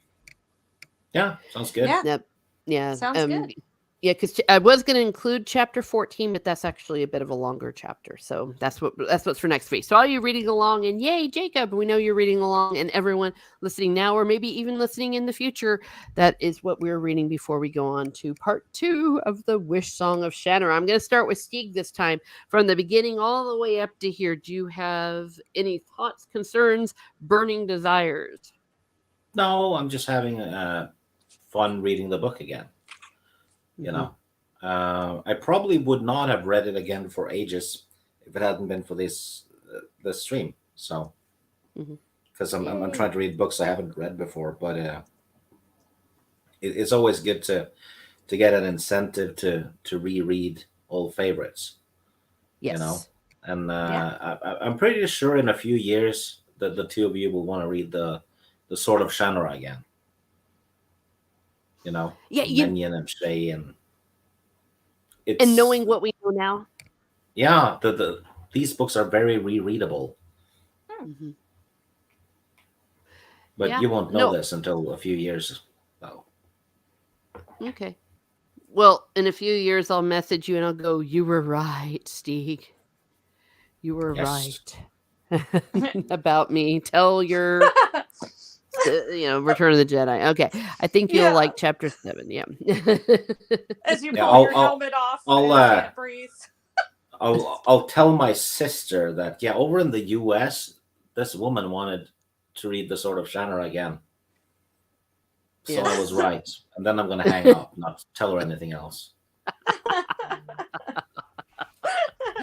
Oh my gosh. Yeah, well, and that's partly why I kind of like what we've been doing on these streams is I'm not entirely sure I would have read these books at all, maybe, unless it were for this. Well, I don't know, Steve, you were talking me into it already, but Well, I, sorry. you want to do the Feist's magician again already, Oh, hell right? yes. After this book, Uh-huh. and they're kind of similar, they're classic fantasy. I still think the Feist book is better though, but I was um, about ready to say I it's a next tier up. It's amazing. I still haven't even finished it. I'm reading. I forget what number book I'm on right now of this Rift War stuff, but I was reading it last night. Gosh, I love it. yeah, and It's a step up. and book one is a perfect standalone book as well. You could just stop after book one Hmm. because whatever's going on in book one has an ending, Yes. and then there's And, time skips. yes. And good writers usually do that for their first book. They'll people even say, "Don't try to write a series." Just because J.K. Rowling did it, she is an exception. Always have your first book be able to stand alone. George Lucas did it with Star Wars, the first Star Wars Well, book. actually, the first Harry Potter book works as a standalone Yeah. because, for all we know, Voldemort's defeated in that one. Yeah. Pretty much. Good, good point. Yeah. So okay, yay, J.K. Rowling. Yeah. Even Twilight, the first book could have stood alone because it just ended with him saying, "I'll turn you into vampire," but or if not yet, let's not talk about it now. Let's just enjoy what we have now. That could have been the end of Yeah. Twilight. So don't get cocky out there, kids. Do a standalone, and then you always leave it so you can do more later. Now, not to confuse, often the magician is in especially in America, we might know it more as magician apprentice and a magician master. Those are the 2 books we're talking about. Those are actually 1 book and have been published as The Magician. So if you see it as 2 books, it doesn't mean they were 2 books. So when we say the first book Yeah. is complete, so don't get a magician apprentice and then go, WTF, what the hell's happening to Pug? It's like, no, it's complete at the end of what we call magician master. You can stop there if you want. Jacob Ironside says, I'm also reading The Great Hunt as I'm reading this. And yes, I can read 2 books at the same time. Yay, that's Wheel of Time, am I correct? Yeah, second one. Nice. Amazing series, by the way. I think Rennie would love it. Wheel of Time. And it's ended. 14 books. It's done. Yep. Very. And it's like Lord of the Rings mixed with Game of Thrones. It's a heck of a lot of characters and lots of, shit. I wonder what that's about. I wonder what's happening there. And, you won't find out until 3 books later, right? And unlike some people, he wasn't too proud to say it can't be finished after I'm dead. He knew he was dying, and so he left for his fans his notes and all that, and his wife to give to Brandon Sanderson to finish it up. Because he didn't go, well, sucks to be you if I die. He did it the way he was supposed to. But I'm currently reading Jacob Ironside about 5 or 6 books at the same time. So no, that's perfectly okay. Perfectly okay. I'm going to read The Wheel of Time. I was thinking I might get to it this year. I might get to it next time. I just need to dedicate it. It's one of those series, though, once you start, you kind of need to keep going because there's so many names and stuff. So if you take like a 6-month break, you might start to get into trouble. Yes. And that's why I want to make sure I've kind of cleared my chessboard to leave it open. And reading those 14 books, it's almost like reading 50 normal size books because they're freaking huge. Yeah, there's all of them are 600 page plus. The last one has a chapter that's only almost 300 pages long. There we go. It's when the shit hits the fan. Nice. Dread Saber Phil, well, glad I could catch you guys live. Well, I'm glad you could catch us live. Thank you so much. I definitely great to see you here. We like to have fun here at Miss Martin Muses, among other things. Hello, good vibes. Yes, we're happy people. So I guess that's my thought. Did I give you, Rennie, a chance? I think I opened it up to Stegan. I don't know if I opened up to you. Yeah, she hasn't said anything. I didn't even think about that. For your summary, well, because we got yapping. Well, then, Rennie, speak. It gets easy to get carried away. I'm doing it. He's being mean. It's all good. First 6 chapters. Like the previous 2 Terry Brooks books. There's some exposition, but this one actually starts with a little bit more action. It does start a little bit slow, but I ask you guys to stick with it because it gets really good, especially starting in chapter 7, because yours truly went a little further ahead and then couldn't stop. But I'm really enjoying the ride, so I hope everyone does as well. And first 6 chapters were absolutely necessary, and so you understand what's going on with Bryn and with Jer and how they are special or why they are special. You get a little introduction to Eritrea and Will, but you know what? This isn't their story. And of course, Al-Anon's back in the picture. I don't know if this was mentioned earlier, but it sounds like the Druid sleep didn't really heal Al-Anon as well as the previous time. And it could just be because this was 20 years instead of 50. but it Oh, mentions him looking a little older and a little grayer than last time. also Alanon had he had gone looking for, because he had sensed the book. Yeah. Uh, I think it was 10 years after book one. No, sorry, at 10 years after book two. Okay, so he really So didn't get that sleep. yeah, he's been up and about for a bit, because he mentioned that he went looking for it, and he had sensed it, 10 years ago or something like that. Okay, yeah, that's right. Because yeah, I'm like, maybe he just didn't get a chance to heal as well. But you feel bad for him because it's like it feels like he's more of an old man. And I really didn't feel like he was, an old man in the previous two books, even though he's like hundreds of years old. So that was kind of an interesting spin on that as well. And yeah, so I don't know if I want to say they touched a little bit on this, but whenever the Mordwraith was at the house, notice it didn't make a sound. So these guys can creep along without making a sound. But the skull bearers, you could hear them coming from, their wings beating in the wind. But you couldn't hear these guys. So I'm very curious to see where this goes and how formidable these foes can really be. Oh, yeah, good point. Kind of creeper, and they weren't unlike the demons because I'd gotten used to the demons that they could sense the demons, but you can't really get that feel. I think from them, like, oh, there's something evil here. Yeah, and the demons didn't really creep along. They announced their presence, but by the time you knew they were Mhm. there, you're dead anyways. So They're screwed, yeah, because the reaper and stuff. Yeah, yeah. yeah, Well, that's cool. That could definitely come into play and scare us all to death. yeah. Yay! Nothing like that. I'm hoping, since we were talking earlier, that maybe they do mention the Elchris and poor Amberly. I don't know. Maybe at the end of the book, because I'm just imagining now. Like, is the Elchris sitting around knowing this is going on? Does she sense the magic, or does she give 0 Fs at this point? She might be too busy keeping the demons at bay to notice much else. I mean, Hmm. we don't know, but that was something that entered my mind. But I'm like, you know what? She's got like millions of demons in there that she's holding back, so she may not know what's going on in the world. Yeah, she's like, "Hey, bitches, I got bigger fish to fry." Exactly. Got to keep the Bigger world safe. You take care of yourself. Yeah, for the next gazillion millennia. Yeah.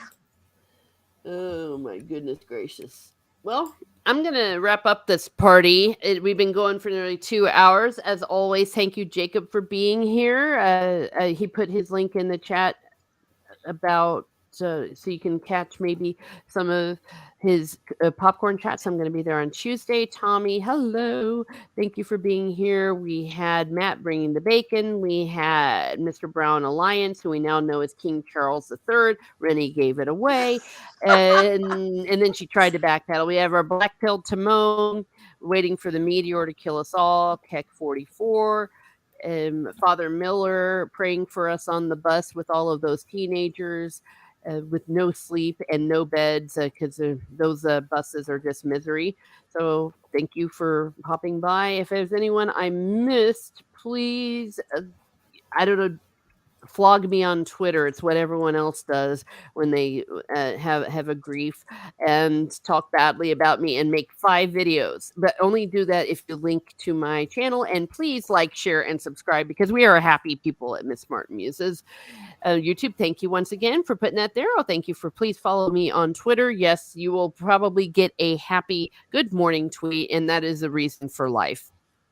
Bye, all. Have a good week. Yeah, and Tommy, I think he's got the subs now. He just needs the watch hours. So go and click on some of his things and give him some watch hours. Let's get him monetized. His guinea pigs need you. Yeah, Someone has to feed the guinea Tommy pigs. needs to make a playlist, maybe, if he hasn't, because that's easy. You just put on the playlist, Yeah, and just keep it running when you're not using the computer or something. good point. Yeah, that's what easier. I remember when Laura was needing that I just played her playlist, and yeah, you can just I had it on my Xbox One too. So I Yeah. have a weird question. If Sure. Stieg is King Charles's illegitimate son and Brown is King Charles, is Stieg? No. Stieg is the son of Mr. Brown. Yes. Sorry, I just had to go there. That's how rumors get started, by the I way. know. And does that mean Camilla is Stieg's mother? I am not a bastard. I'm not a bastard from the north. That would make me a snow. Oh, that's true. Well, you do Well, you live in lived in- snow. Yeah, that's what I was going to say. You see, when he pretends he's living in Norway, and every time he talks about cold or snow, he's really giving us Easter eggs and secret signals that he is a bastard son of King Charles III. Yeah, and that means that Kathleen Kennedy is fired. Absolutely. Not only is she fired, she's going to be fired in disgrace. And Oh yeah, Dave they're actually Filoni going to kill her. Well, they're going to kill her, and then Dave Filoni is going to decanonize the sequel trilogy, and Star Wars will be saved. No, Jacob Ironside, I'm not a brown stain. Oh my gosh. That was a good harsh. one, though. 8 out of 10. Lord and I think Exiles. we're bad influences on Jacob. Oh no, now you heard it here first. Stickle Snow. This is terrible. This is all my mother's fault, you realize. I turned on when she was on with Mara Jade. When Stieg was on with Mara Jade, because she likes to listen to movie talk, and we were cleaning out the closet and listening. And she's like, "He is a fraud." No man in Norway talks that English that well. He's English. He's British, and yeah, the rest is there. Yeah. Actually, it should be speaks English that well, not talks English that well. You see, and then he wonders why we think he's secretly English. Just saying. Yeah, you're English because you went to school. Drink your tea and calm down. Done right. Get your slippers and have Carson bring you up some scones. Okay, and on that note, yes, thank you everyone for being here. Stay tuned to Miss Martin Muses. I have what do I have? Oh, I've already said I'm going to be appearing on Jacob Ironside. Sometimes I appear on Nina's if I've watched what they're going to be reviewing on Nina Infinity's channel. Also, Wednesday videos at noon. I'm planning on an Irish Fairies video. And if I'm available, you'll see some musings or Teresa travels. Rennie, where are we going to find you? Well, today at 4:30 Central, we will be talking Star Trek 3, The Search for Spock on Mr. Brown Alliance's channel. So very excited about that. The hubby is a big time Trekkie, so it was nice to rewatch that. And so that'll be a fun chat, I believe. It's always nice to relive the classics. Yeah, I love Star Trek. And then, of course, next week, same bat time, same bat channel here. So, yes. That's it for you, rather. How about you, Lord Steglobsby the Third? Well, I'm gonna be on with Mara on I think it's Wednesday for our monthly top 10. So that's gonna be fun. We're doing a top 10 90s movies with a little bit of a twist. We will start with our favorite movie from 1990, and then the favorite one from 91 and 92. So it's not necessarily the top 10 best. It's just our favorite from each year. Mm-hmm. And I think next month we're doing the 2000s as a top 10. So nice. Yeah, we have Castle Steagleshire. We have Star Trek: The Search for Stieg. It should be the Search for Cock, though. I mean, it needs to be a porno. The Search for Cock. Oh Lord! No. Are you going through Pond Stieg instead of Pond Far right now? Oh gosh. Oh, I'm gonna hurl. Oh my And gosh. Shatner going cock.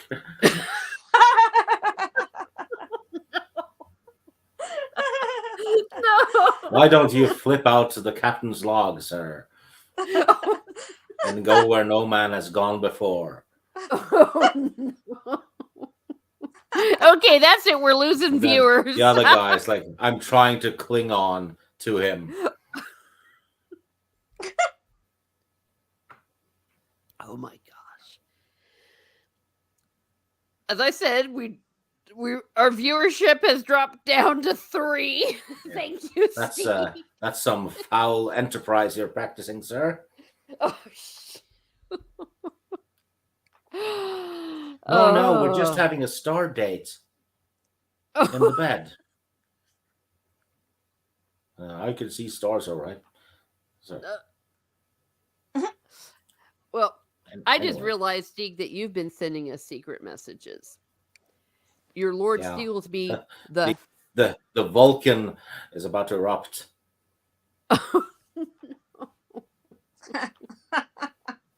I thought I was going to say, you put Lord Steeglesby the third. It's King Charles the third. So this is No. you sending us a cryptic message. Another cryptic message. The toilets on the ship are like reverse food replicators. Oh, Now, this is true. there we are. Did I already say the third thing and I just saw it? I don't know. My brain cells are going, but I wanted to bring the things back from the porno. I'm never going to be able to see the Wrath of Khan the same.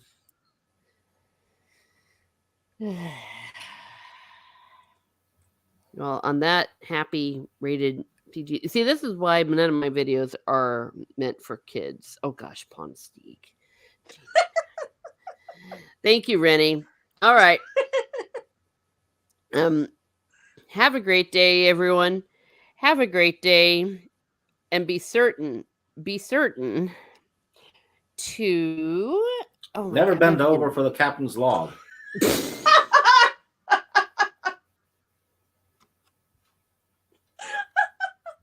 I was gonna say, he's certain to never overdo the magic with no. If it hurts, just yell for Khan.